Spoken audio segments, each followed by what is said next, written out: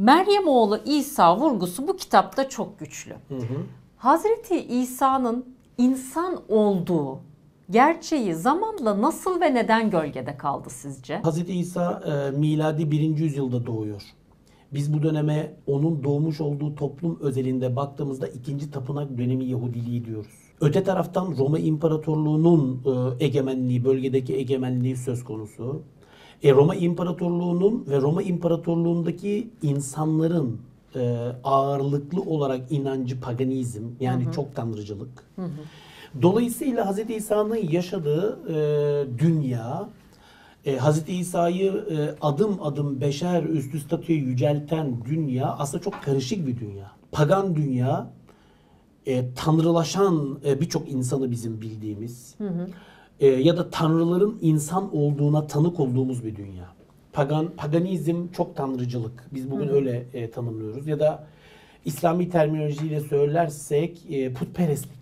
Öyle ifade edelim. İnsanlar bir tanrıya değil birçok tanrıya inanıyorlar. Fakat bu tanrıların özellikleri de evet bazen bizim monoteist yani tevhid merkezli işte İslam gibi dediğimiz dinlerle benzer yönleri de var. Fakat çok farklı boyutları da var. Biz mesela diyelim ki Müslümanlar olarak veya işte İbrahimi dinlere Yahudiler diyelim. Şöyle düşünürüz. Yani Tanrı ile Allah'la insanlar arasında çok büyük bir boşluk vardır. Allah yücedir, münezzehtir. Her türlü eksiklikten, her türlü kusurdan münezzehtir. Ama insanlar kusurlarıyla vardır. Beşeri varlıklardır yani nihayetinde. Paganizmde evet yani tanrıların mutlak otorite olduğuna inanılır. Fakat tanrılar daha ziyade antropomorfik özellikleriyle ön plana çıkarlar. Bu şu demek? İnsansı özellikleriyle. Yani siz Yunan mitolojisine baktığınızda hasta olabilir, sakatlanabilir, bravo, değil mi? Aşık olur. İşte evlenebilir, çoluk çocuk sahibi olabilir. Bir bakıyorsunuz Tanrı insan kılığında beşer varlıkların arasına girebiliyor. Birliktelikler yaşayabiliyor. Beşer ya da yarı tanrı çocukların babası olabiliyor. Bu bir geçişkenlik olduğu imgesi oluşturuyor insanların zihin dünyasında. Yani ilahi dünya ile beşer dünyasında bir geçişkenlik var. Öte taraftan bazı beşer varlıklar da ölümlerinden sonra mesela tanrılar panteonuna, kategorisine yükselebiliyorlar. İsa gibi mi? İşte evet onun için anlattım bunu. Şimdi Hazreti İsa'nın biz Hazreti İsa'nın tarih sahnesinden çekilmesinden sonraki süreçte özellikle 50'li, 60'lı, 70'li yıllardan itibaren çünkü Hazreti İsa muhtemelen 30-33 yıl civarında tarih sahnesinden çekilmiş olmalı. Bizim anladığımız o. Ve Hazreti İsa aslında o sırada sadece bölgesel bir figür.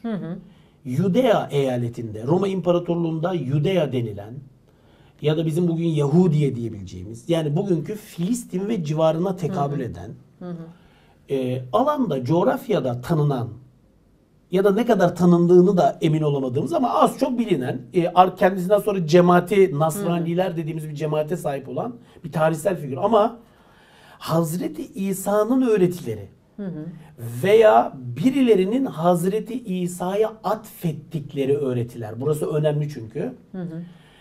Nerede yayılmıştı? Filistin coğrafyasında değil. Biraz önce anlattığım bu pagan inanışların insanların zihin dünyasını şekillendirdiği Akdeniz Havzası'na yani Roma İmparatorluğu tarafından yönetilen paganizmin de insanların binlerce yıldır manevi, uhrevi dünyasını şekillendirdiği bir havzada, kültür ve inanç havzasında yayılıyor. Şimdi Hz. İsa aslında biz Yeni Ahit metinlerine baktığımızda gördüğümüz temel nosyon şudur. Yani bir beşer ve bir peygamberdir. Ya da Kur'an-ı Kerim'de Hz. İsa'yı böyle anlatır. Fakat ne olmuştur? Hz. İsa zamanla o havzanın dışına çıkıp da pagan dünyada duyuldukça, kulaktan kulağa yayıldıkça o kurtarıcı tanrı motifleriyle özdeşleştirilmeye başlanmıştır. Mesela Matta, Markos, Luka İncil'lerine baktığınızda bir insanın adım adım nasıl tanrılaştırıldığı anlatılır. Ama öte taraftan Yuhanna İncil'ine baktığınızda bir tanrının nasıl insan olarak aramızda gezdiği anlatılır. Bu tarihsel bir süreç. Bu sosyolojik bir süreç. Aynen öyle. Biraz da siyasi bir süreç diyebilir miyiz acaba? Bu arada bu kitabı da gösterelim. İnciller güvenilir metinler midir diye sorduğunuz ve sordurduğunuz okuyucuya kitabı da gösterelim. O ben North Carolina'da Amerika Birleşik Devletleri'nde postdoktora yapmıştım. Religious Studies Department'ta yani Duke Üniversitesi'nin orada yazdığım bir kitap. Bugünkü geleneksel Hristiyanlığın, bugünkü ana akım Hristiyanlığın kurucusunun Hazreti İsa olmadığı ve bu kuruluşun Hazreti İsa'dan ziyade Tarsuslu Pavlus'la özdeşleştirilmesi gerektiği bugün birçok araştırmacının kanaatidir. Yani Hazreti İsa evet yaşamı sırasında bir beşerdi, bir peygamberdi. Araştırmacının kahir ekseriyeti Hazreti İsa'nın bir beşer olduğunu ve kendisi hakkında tanrısallık iddiasında bulunmadığını ifade ediyorlar. Ama burada tabii bu kabulün bizi getirdiği önemli bir nokta var, bir sonuç var. Orası da şu, o zaman Hazreti İsa nasıl Akdeniz Havzası'nın her tarafında tanınan bir kurtarıcı tanrı motifine dönüştü? Bu sorunun cevabı bizi Pavlus'a getiriyor. Çünkü Pavlus'un yani Yeni Ahit metinlerinin ve Pavlus'un mektuplarının bize gösterdiği şey Hazreti İsa merkezli, kristosentrik merkezli bir inancın biraz önce bahsettiğim pagan dünyada yayılmasının Pavlus'la bir şekilde ilişkili olduğu, ne kadar olduğu tartışılır, nasıl olduğu tartışılır.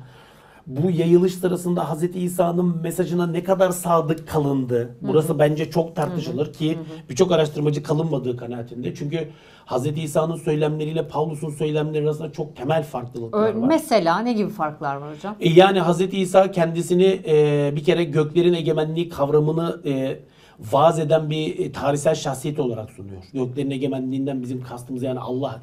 Teosentrik bir inanç. Yani aslında baktığınızda Hazreti İsa'nın mesajı Hazreti Muhammed'den, Hazreti Musa'dan çok farklı değil. Ama Pavlus bu mesajı kristosentrik bir şeye çeviriyor. Bu ne demek? Mesih merkezli. Yani aslında Hazreti İsa Allah'a işaret ederken Pavlus Mesih'e işaret ediyor. Ve kurtuluşu Mesih merkezli bir forma büründürüyor. Nasıl? Mesih'in diyor çarmıhta ölmesi insanlığı diyor ta Adem'den itibaren taşımış olduğu asli günahtan akladı.